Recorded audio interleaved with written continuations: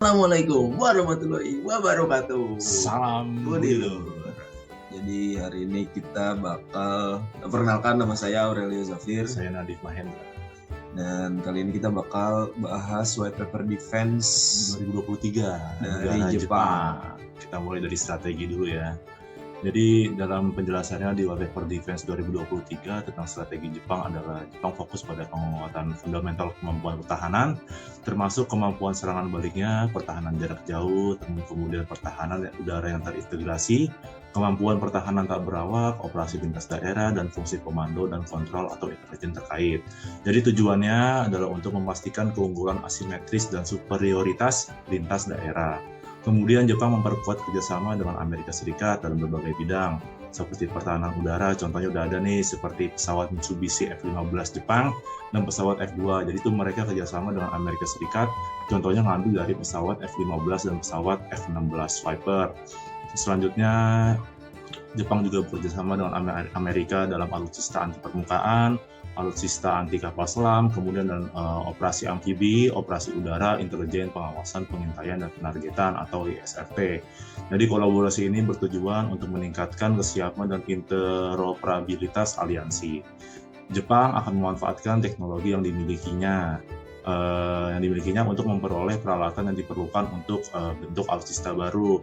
Jepang juga akan mempromosikan transfer peralatan dan teknologi pertahanan untuk memastikan perdamaian dan stabilitas di kawasan Indo-Pasifik. Contohnya seperti sekarang nih, ada kita Indonesia dikasih kapal patroli hibah dari Jepang, dan Jepang lagi gencar-gencarnya untuk menjual kapal kelas frigate mereka, Mogami Class, untuk Indonesia. Kemudian Jepang akan mengutamakan pengembangan diplomasi proaktif untuk melindungi warga negaranya. Diplomasi ini didukung oleh kemampuan pertahanan yang diperkuat, jadi kayak hard power ya. Jadi Jepang juga akan memperkuat kerjasama di kawasan Indo-Pasifik ini seperti dengan Korea Selatan, negara ASEAN, untuk mencegah ancaman terhadap Jepang. Dengan adanya White Paper Defense 2023 ini, jadi diharapkan dapat meningkatkan pemahaman dan masyarakat dan komunitas internasional terhadap upaya-upaya yang dilakukan oleh Kementerian Pertahanan Jepang dan SDF, Tentara Jepang, Self Defense Force. Lanjut saya. Lalu yang kedua itu ada doktrin, ya. Dan di doktrin ini Jepang melakukan reinforcement of defense capabilities, yaitu di mana Jepang berkomitmen untuk secara fundamental memperkuat kemampuan pertahanannya dengan menekankan 7 pilar sebagai fungsi dan kemampuan yang diperlukan untuk pertahanan nasional. Lalu prioritas utama Jepang dalam 5 tahun ke depan adalah meningkatkan tingkat operasional peralatan, memastikan amunisi dan bahan bakar yang cukup, serta mempercepat investasi dalam fasilitas pertahanan kunci untuk memaksimalkan penggunaan peralatan saat ini dan memperkuat kemampuan inti masa depan seperti kemampuan pertahanan jarak jauh dan kemampuan pertahanan tanpa awak. Lalu yang kedua ada diplomatic efforts and cooperation, yaitu pentingnya upaya diplomasi dalam pertahanan. Menteri Pertahanan Jepang telah melakukan diskusi dengan rekan-rekan dari berbagai negara termasuk Amerika Serikat dan Australia. Untuk memperdalam kerjasama dan kolaborasi ini, Jepang juga berencana untuk melakukan kerjasama dalam pengembangan pesawat tempur generasi berikutnya dengan Inggris dan Italia.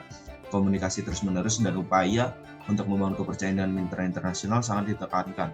Lalu yang ketiga ada teknologi pertahanan, yaitu pentingnya teknologi dalam pertahanan nasional. Karena Jepang berencana untuk memanfaatkan teknologi yang dimiliki Jepang untuk memperoleh peralatan yang diperlukan untuk cara-cara yang baru. Dan Jepang akan terus mempromosikan penelitian dan pengembangan di dalam negeri serta memperkuat basis teknologi untuk area teknologi yang menjadi fokus utama. Transfer peralatan dan teknologi pertahanan ke luar negeri juga dianggap sebagai instrumen kebijakan kunci untuk memastikan perdamaian dan stabilitas di kawasan Indo-Pasifik.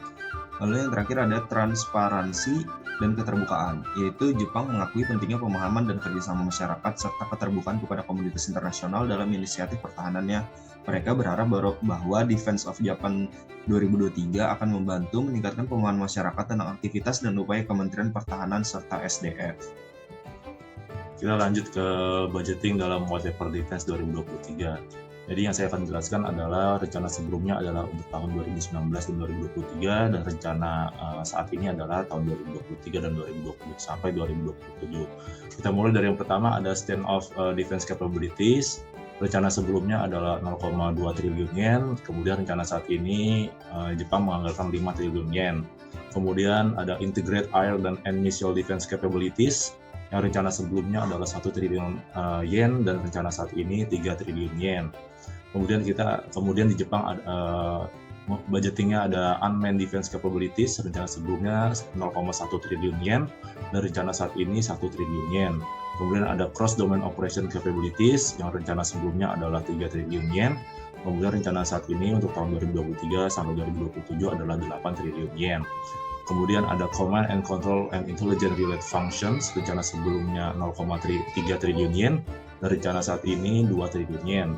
Kemudian ada mobile deployment capabilities and civil protection yang rencana sebelumnya adalah 0,3 triliun yen, dan rencana saat ini sekitar 2 triliun yen. Kemudian ada sustainability and resiliency ammunition and guided missile yang rencana sebelumnya adalah 1 triliun yen, dan rencana saat ini adalah 2 triliun yen. Kemudian sampai ke operasional yang rencana sebelumnya sekitar 4,4 triliun yen pada tahun 2019 sampai 2023, dan untuk rencana saat ini ada 6,6 triliun yen untuk tahun 2023 sampai 2027.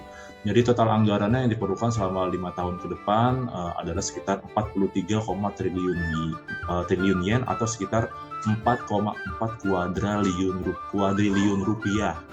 Ini mencakup berbagai aspek penting untuk memperkuat pertahanan Jepang, mulai dari pengembangan teknologi hingga fasilitas pertahanannya. Lanjut. Lalu ada postur, di mana Jepang melakukan peningkatan kemampuan pertahanan, yaitu Jepang berfokus pada 7 pilar seperti yang dibilang tadi sebagai fungsi dan kemampuan yang diperlukan untuk pertahanan nasional. Lalu prioritas utama selama 5 tahun ke depan adalah meningkatkan tingkat operasional peralatan, memastikan amunisi dan bahan bakar yang cukup, serta mempercepat investasi dalam fasilitas pertahanan kunci untuk memaksimalkan penggunaan peralatan saat ini. Lalu yang terakhir dalam peningkatan kemampuan pertahanan yaitu penguatan kemampuan pertahanan masa depan seperti stand-off defense capabilities dan unmanned defense capabilities.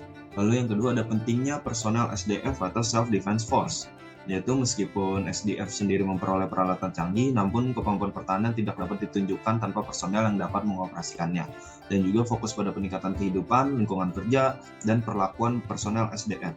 Lalu yang ketiga ada diplomasi dan kerjasama pertahanan, di mana diplomasi semakin penting untuk pertahanan. Menteri Pertahanan Jepang melakukan diskusi dengan rekan-rekan dari berbagai negara, termasuk Menteri Pertahanan Amerika Serikat dan Menteri Pertahanan Australia untuk memperdalam kerjasama, dan juga upaya untuk membangun kepercayaan dan menghindari kejadian tak terduga melalui dialog. Lalu yang terakhir ada transparansi dan keterbukaan, yaitu Jepang menekankan pentingnya bahwa inisiatif pertahanan Jepang dipahami dan didukung oleh masyarakat serta transparan bagi komunitas internasional, dan White Paper Defense of Japan berperan penting dalam hal ini. Lalu ada ancaman. Lanjut kita ke ancaman. Jadi untuk yang pertama, Jepang menghadapi lingkungan keamanan yang paling serius dan kompleks sejak berakhirnya Perang Dunia Kedua. Banyak masalah ya untuk saat ini, seperti konflik di Laut Cina Selatan, kemudian konflik di Laut Jepang, dan lainnya. Kemudian yang kedua, tindakan agresi Rusia terhadap Ukraina. Jadi ini dianggap sebagai situasi yang belum pernah terjadi sebelumnya ya. Ancaman ini bisa aja ya sampai ke serangan nuklir untuk konflik Rusia dan Ukraina ini. Mungkin iya Jepang wilayahnya jauh dengan konflik ini, cuman kan dengan adanya ancaman itu bisa aja perang nuklir itu bisa sampai ke wilayah Jepang. Kemudian juga wilayah Rusia itu bagian timurnya itu kalau misalnya tahu bagian Jepang yang Hokkaido utaranya dikit udah ke daerah Rusia. Itu yang bikin menjadi ancaman terhadap negara Jepang. Kemudian Cina sekarang ya secara cepat meningkatkan kemampuan militernya secara kualitatif dan kuantitatif, termasuk kekuatan nuklir, rudal, terus sambil terus melakukan perubahan aspek terhadap status quo dan kekuatan dan upaya semacam itu di Laut Cina Timur dan Laut Cina Selatan. Kemudian ada negara yang terakhir ada Korea Utara. Nah sekarang ini dengan cepat mengembangkan program nuklir dan rudalnya yang ditandai dengan serangkaian peluncuran rudal yang berulang.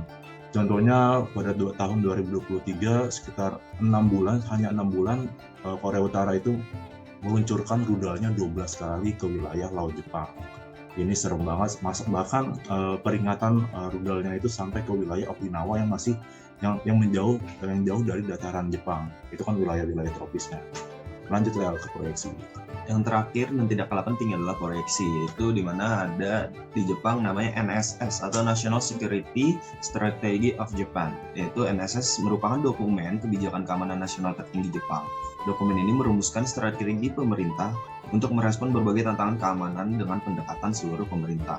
Lalu NSS juga menekankan pentingnya memperkuat kemampuan pertahanan yang diperlukan dan menciptakan arsitektur pertahanan yang benar-benar dapat melindungi rakyat. Lalu yang kedua ada National Defense Strategy of Japan atau NDS. NDS merupakan strategi pertahanan nasional Jepang yang bertujuan untuk memperkuat kemampuan pertahanan negara. NDS menekankan pentingnya pengembangan teknologi ilmiah dan inovasi berbasis kemampuan teknologi canggih Jepang sebagai elemen kunci dari kekuatan nasional yang komprehensif. Lalu ada Defense Build Up Program atau DBP. DBP adalah program pembangunan pertahanan yang dirancang untuk memperkuat kemampuan pertahanan Jepang. DBP mencakup berbagai bidang seperti kemampuan pertahanan jarak jauh, pertahanan udara, dan rudal terintegrasi, kemampuan pertahanan tanpa awak, operasi lintas domain, fungsi komando dan kontrol, serta keberlanjutan dan ketahanan. Lalu ada penguatan kemampuan pertahanan, yaitu Jepang berfokus pada penguatan kemampuan pertahanan dengan tujuan meningkatkan tingkat operasional peralatan, memastikan pasokan amunisi yang cukup, dan mempercepat investasi dalam meningkatkan ketahanan fasilitas pertahanan utama, dan terdapat peningkatan signifikan dalam alokasi anggaran untuk berbagai bidang kemampuan pertahanan, seperti kemampuan pertahanan jarak jauh, pertahanan udara terintegrasi, kemampuan pertahanan tanpa awak, operasi lintas domain, dan lainnya. Lalu yang terakhir ada kerjasama internasional. Jepang aktif menjalin kerjasama internasional dalam pengembangan teknologi pertahanan dan transfer peralatan pertahanan.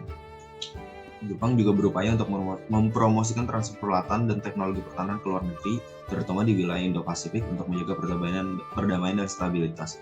Dengan proyeksi ini, Jepang berusaha untuk membangun arsitektur pertahanan yang kuat dan efektif guna melindungi kepentingan nasional dan keamanan rakyatnya di tengah tantangan keamanan yang semakin kompleks. Cukup ya, kita jelasinnya udah panjang banget ini. Semoga membantulah dalam menjelaskan White Paper Defense Japan tahun 2023. Sekian dari kelompok kami yang terdiri dari Nadib dan Aurel. Sekian dan salam Budi Budi.